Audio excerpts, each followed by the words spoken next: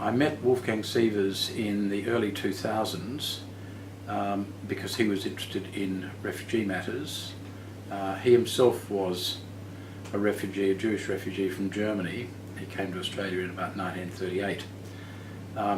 Wolfgang was already a very fine photographer before he came to Australia, but in Australia he pioneered the area of especially industrial photography and architectural photography. He did go broader than that.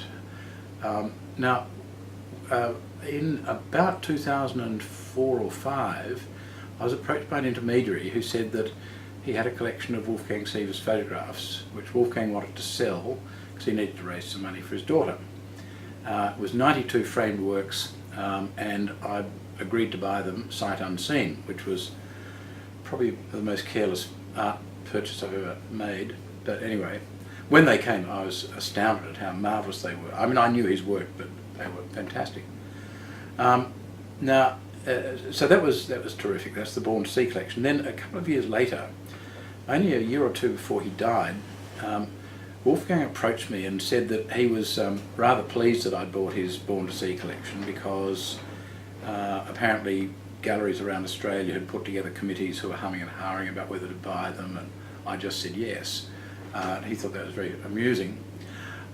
Anyway, he said that he'd been watching my human rights work for a while, and he wanted to give me a large number of his remaining photographs to use to raise money for human rights causes of one sort or another. Now, to my astonishment, he then came around in his car with 14 large Kodak boxes with between 200 and 300 large photographs, all signed by him.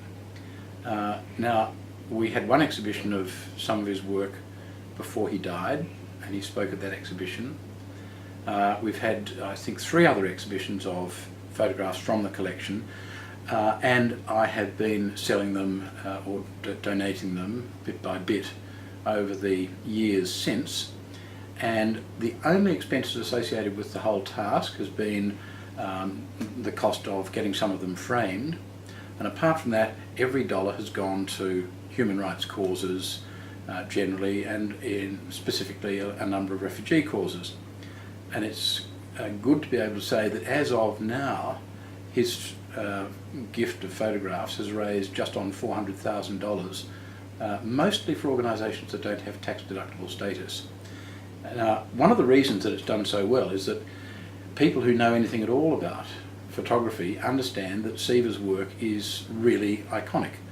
His most famous photograph of 2 gigantic half gear wheels at the Vickers Royal factory was made into an Australian postage stamp in 1994, I think.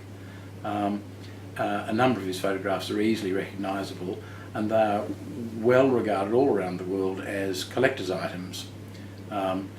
They're all really worth having, and for anyone tonight who's interested in bidding for one of these works, let me tell you that the reserve price is a bit below the real market value, and generosity only begins when you bid above the market value. That's where you become charitable rather than simply acquisitive.